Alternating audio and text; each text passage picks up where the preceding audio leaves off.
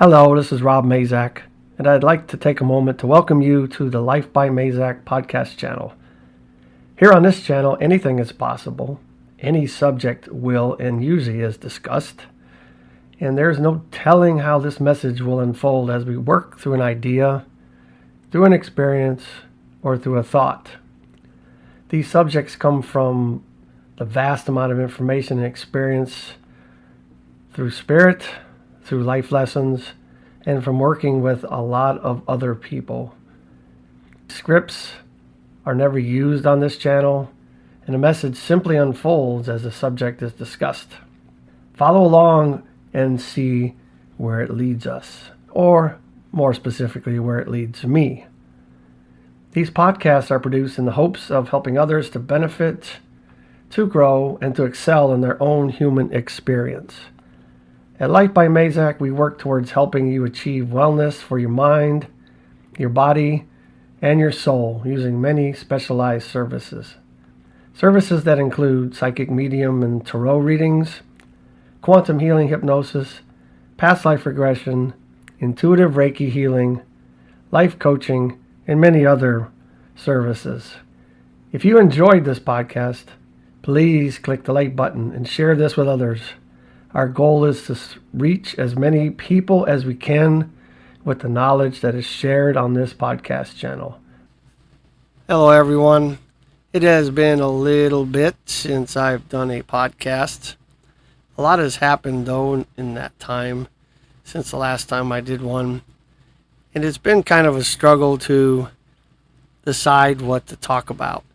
It seems like I've talked about so many different things and ideas, and I wanted to take some time and kind of meditate on a new idea or a new opportunity or something that really should be shared that's maybe a little bit outside of the norm, or my norm rather.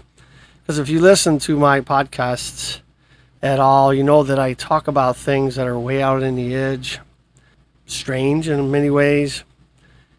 But I wanted to remind you guys, the audience here, that I am not speaking about these things to prove anything or to prove that what I'm saying is the truth, because they're really just my experiences and those of my clients and those who I talk to. And what I wanted to begin with today, or talk about today, was an experiences that one of my really good friends in another country was having. And it was very, very interesting and not something I've really delved into myself. I wanted to talk about it.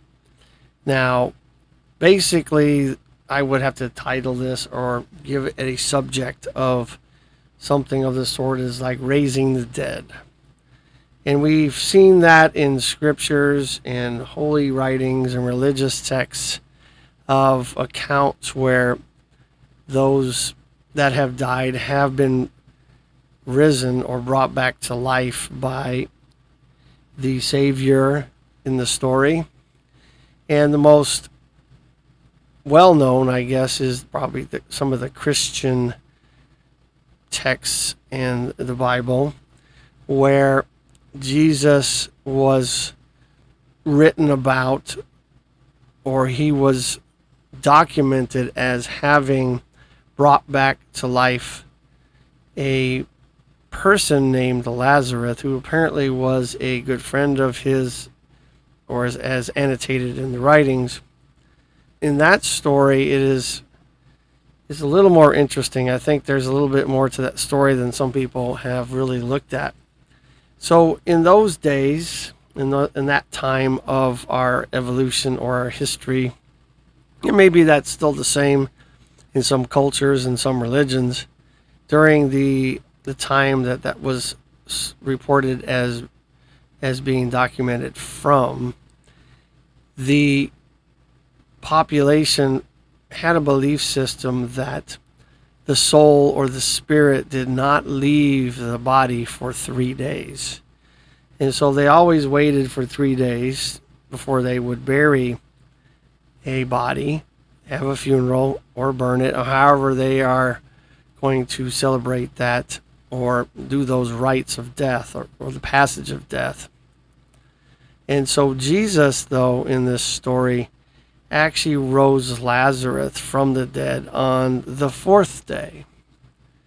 And in many ways, I believe that was to prove to the people of the time, or to show that life could be restored, and that maybe the spirit or the soul hangs around for longer than we might imagine.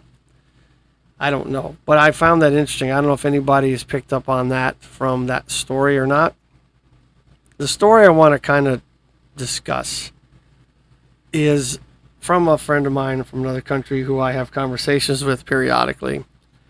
And he is a very interesting healer and is really learning the process of healing and doing many metaphysical type things and having those types of experiences. And in this particular one, it was very, very strange for him and a little different for me, because I have never really attempted to try to process bringing someone or a body back to life.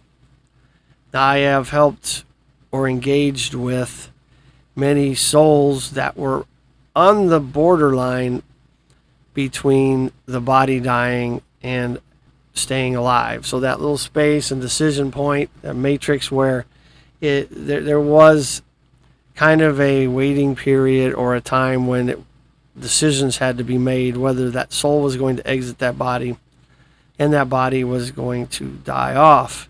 We all know that we are going to die one day, of course. That's just kind of what's going to happen. But I've never really thought about or even fathomed trying to bring a body back to life. I do know that you can actually negotiate. At least I have. Once again, I'm not saying this is true. I'm not saying that it's accurate. I'm just saying that in my experiences, I've been able to negotiate with souls to stay longer, or to find out why they're trying to make the transition or deciding to make the transition to the other side, to the spiritual realm, work their way back to the source, God, whatever you consider the source or your final destination when you leave here. We all have a little bit of a different belief. And I've worked in that area. And so not really bringing someone back to life, but trying to help them lay the groundwork, give them decisions, give them an open floor, an open mic to discuss why they are considering leaving. Then in those times, in those moments, in that connection, I'm able to then kind of pass on the issues or the problems or the things that will change when they do leave, and kind of give them some ideas or some alternatives to say, well, maybe if you stuck around a little bit longer, you could watch your daughter get married. She's really counting on that, or whatever. There's a lot of things you can talk about with a soul as they're considering transitioning back to the other side. Never, ever have I really even been asked to help somebody that has already died to come back to life. It seems that after that 3-day mark, like we talked about in the biblical scriptures, after 3 days without processes of the body not actually being functioning, and you brought that body back to life, can you imagine how inaccurate or how terrible that would function in a lot of ways, unless it was a true, absolute renovation miracle kind of thing? Because me having been in the medical field for 28 years, and I've watched people die, and I've seen that process. I've seen them when they're dead. The body really starts to deteriorate very, very quickly, and the systems shut down, and brain cells die, cells within your body die. And so I'm not saying that life could not be restored, or that it has not, that the accounts of, say, we talked about Jesus are not accurate. They probably are. I don't know. I wasn't there. You weren't there. But anyway, we'll just leave that as a written statement or written story. Bringing somebody back to life would it really be doing them a favor? Or would it really be putting them into jeopardy to have a life, a continuation of their life, quote unquote, that would really be a lot worse than death would be? And so that's something to think about.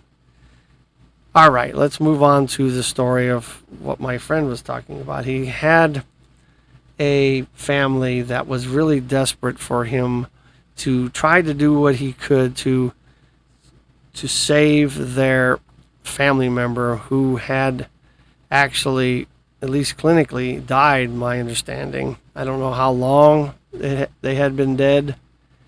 The body was already cold. I'm sure that the blood was pooling, because it wasn't being pumped, all that. And they were really reaching out and trying to have my friend do what he could. And what's interesting, though, is that before he got that call or that message from this family, this particular person that was supposedly dead or had died had come to visit him and his girlfriend, fiance, a day or two prior to that call. If you ask me, based on my experience, having worked with entities in the process of dying and moving on, and once they're moved on, it sounds to me that he had already left, his spirit, his soul had already left the body. And so maybe it was a little late to even think about that. I don't know. He did what he could, and he said that he went to, in his connection or meditation or however it is he was connecting with this person who had died, that he went through layers of reality, I guess is probably the best way to put it, levels of existence that he had never gone to before. He'd gone through some really dark levels of existence through this cloudy type realm, and then ended up in the presence of this particular body. And he had not ever crossed that barrier, I guess, before, or at least in that symbology or that experience. And he said that what he was trying to do was go within this body, look around, because apparently, talking with him, he's very good at healing people. And we'll go back on this, we'll circle back on this. But remember, people can only be healed if they want to be, right? And they do the work to stay healed. It's not really the healer's job to do the healing, but to give them the way, prepare the way, so that they can then do what they need to do to heal. Since this person was obviously very not active, I guess you'd say, or interactive, dead, I guess is the best way to put it, he was going in on his own accord to work on the organs and the body and the blood flow and the reports, because he was doing this while he was on the phone with the family and speaking with them. Apparently he was getting the body to a point where it was warming up again, and it was already completely warm when he suddenly got cut off from the experience.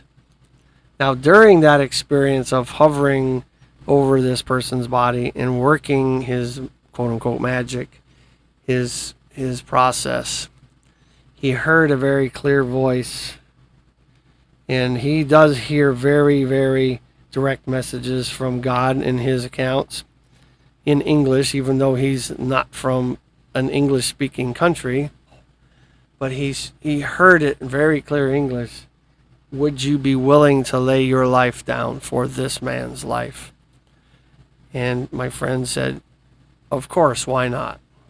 Apparently right after that, the connection was cut off. It was somehow changed, and he found himself back where he lived, in his place, his consciousness, his normal, everyday self. And what he found after that, apparently the guy did die, and so that process did not work. Although he did what he could, and most of us would if we knew how to do that and we could do that. But the ability to warm up a cold body is pretty impressive, if you ask me. If that account is factual and that is real, that is quite amazing, if you ask me. From a distance, I don't know what the distance was. I guess it doesn't matter. If they're not right in front of you, it's distance, right? And I've discovered, and you've probably heard me talk in podcasts, that distance doesn't matter when you're doing healing or energy work or any of the sort. It really doesn't make any difference. It's just the same as if they're right in front of you. For the next 2 days, he said he found himself deathly ill, unable to move. He said he laid on the floor of his flat, his apartment, and he couldn't move. Just had no energy whatsoever. His legs began to turn numb. It's almost like he's trying to relearn to walk. It's like he was completely drained, almost completely drained of all of his life force.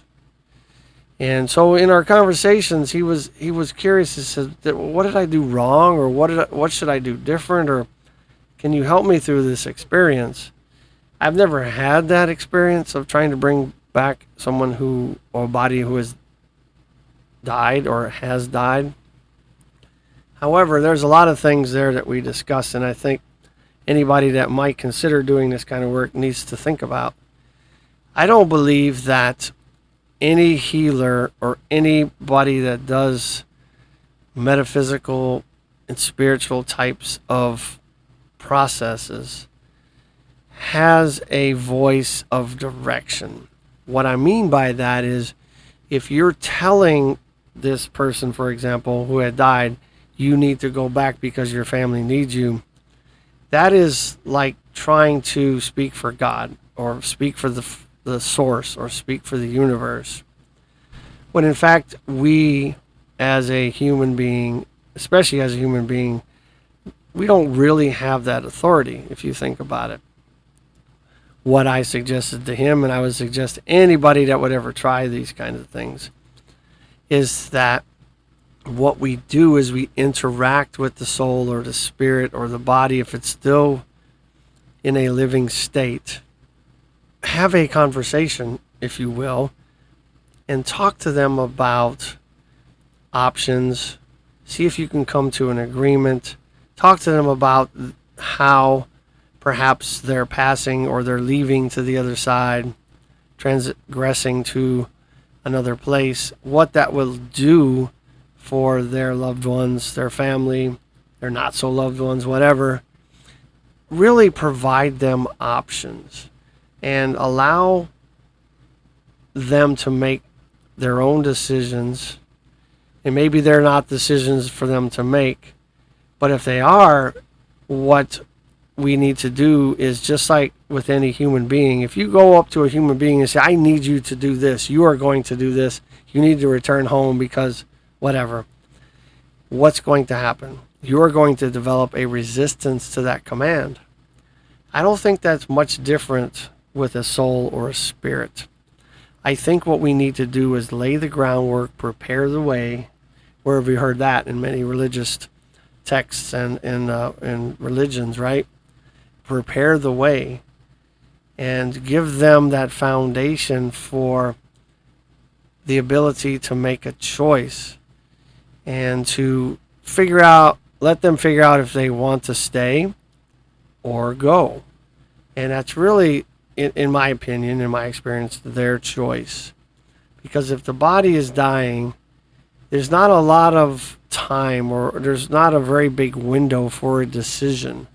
Yes, we can keep the body alive a lot longer. I used to work in an ICU for a long time, like 10 years.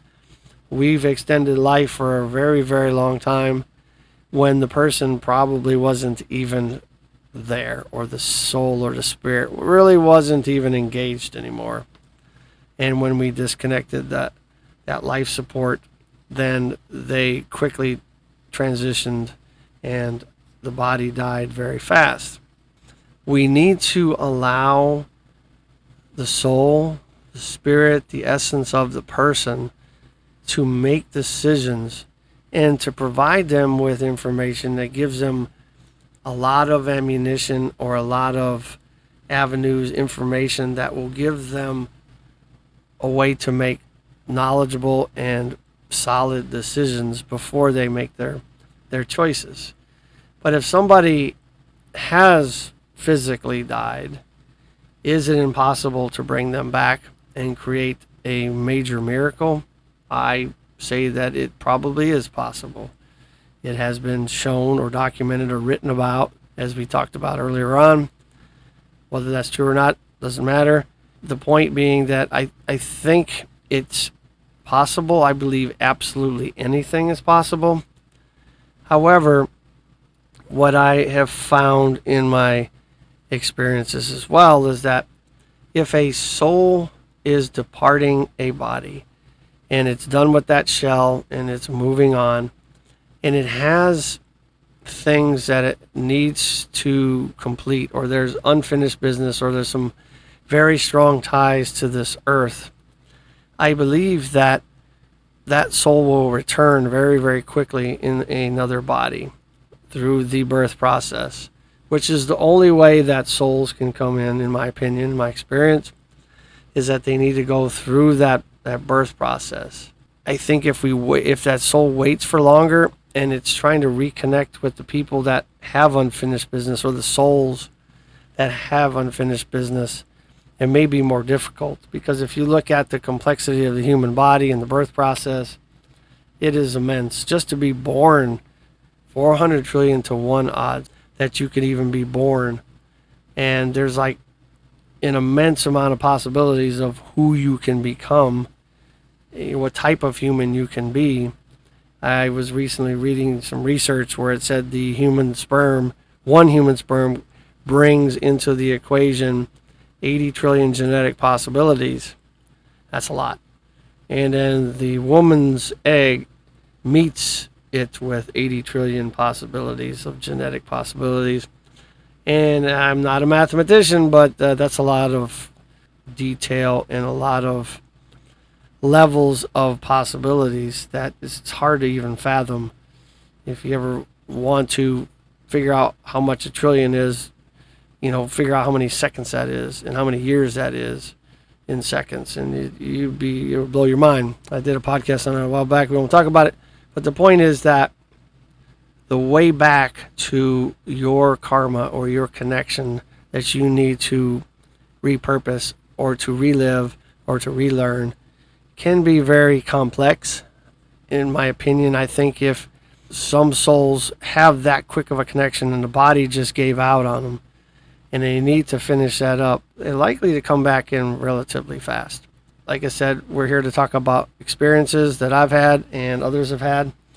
But I wanted to make sure that everybody understands that you really can do a lot for other people. And it doesn't have to be anything physical. It doesn't have to be monetary. It doesn't have to be... I think you know what I'm saying. There's a lot of ways to help a human being just sitting in your living room meditating and connecting with them and having a conversation with them and helping them see a different way where they probably couldn't see that way. And it's probably even easier to do it that way, to connect with somebody instead of face to face, and there's less resistance. I say that because I've done that so many times, and having a conversation with someone else's higher consciousness, their higher self, quite amazing. And it is very unblocked, I guess is a good word to put it, or a way to put it. Unless they are very, very enlightened and connected themselves, they will not know that you are connecting with them. You can do miracle work with someone from a distance in a meditative state, taking your consciousness and sending it somewhere else, and speaking with them and telling them things and helping them through problems, simply through your own consciousness and your mind. You got to be careful with that as well, because as you heard me earlier, sometimes people that connect with other entities, like the example with my friend. It took away a lot of his energy and his life force for several days. And those kind of things can happen. I do think that you should start small. You should start practicing with those that you know and those that you love. Or maybe, I would not do it in anger. I would not do it in spite. I would not do it for bad reasons, because karma is a real thing and it can circle back in this life or the next, usually in this one. But you can do a world of good. But once again, be mindful that you are not trying to direct souls or spirits, because it is not our authority. It is not our right to do that. Our job is to provide options and to give them a way forward, or some alternatives or some ideas, so that they can make an informed decision. I used to work like I said, in the ICU, and I had a lot of family members that wanted to keep their loved one alive as long as possible, keep them on life support. And I'm not saying people don't come out of being on life support after years and years and years, and it's not impossible. No, it's not. Right? It's a lot of documented stories about that. One thing I learned, and I advised many family members on, was the thing is, if you're making the choice to keep that body alive, you are taking away the choice of that person to make that decision. And so, something to think about, and many of them really put some thought into that and said, that's probably true. And I'm not saying I'm always right. But once again, what I like to do anyway, is to give people ideas, look at things from a different side of the coin, give them a different perspective, a different objective view of things from a different viewpoint. And we can do the same with a soul, a spirit, any way, shape, or form, whether we're trying to bring a body back to life, or keep them from exiting the body, or convincing them not to leave the body. Yes, we need to lay the groundwork and provide them good information to make an informed decision. I wanted to talk about this because it's something that I've not really dabbled in, and it was very, very interesting to hear someone have an experience with that and the outcome of that. And I believe in many ways that was a test of his resolve. Would you give your life for this man?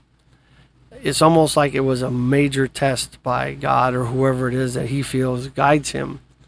And you will find those kind of things happen to you if you begin to do this kind of work, because it's easy to look at it from the outside, peek in and make advice or give advice or provide objective views without having an emotional connection. But at some point, I believe that you do have to be all in on this.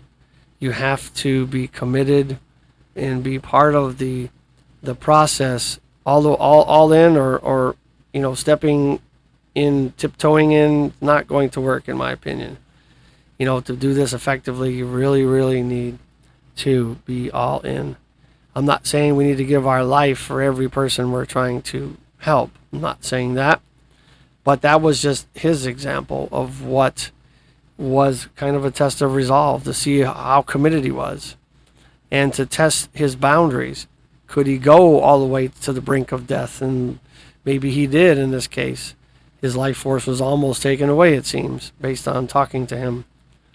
Other people have done that. Edgar Cayce, the great American prophet, same way. He used to go to the brink of death to do his readings, to do his connection, to help people.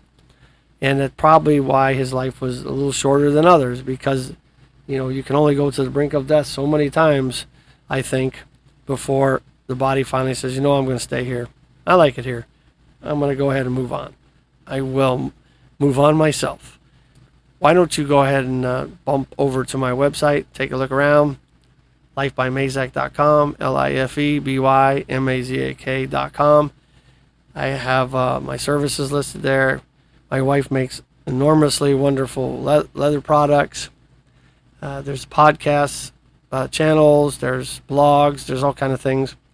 And the reason I have a website and the reason I do these podcasts is because I've been charged with sharing my experiences with the world. It was given to me to do this to a big audience, rather. And what bigger audience than the internet? To share it globally as much as possible. Not for my benefit, but to help other people like yourself that might be listening to this to think a little different, maybe catch on to some of this information and go, wow, that might be something I want to look into, and it may be something that I want to do myself, or I've had that experience. It was really cool that somebody else is having it, and somebody else is describing it and maybe helping me work through it. And so it's not necessarily I'm trying to do this to become famous, to become some big shot, make a ton of money doing it. That's not really the purpose.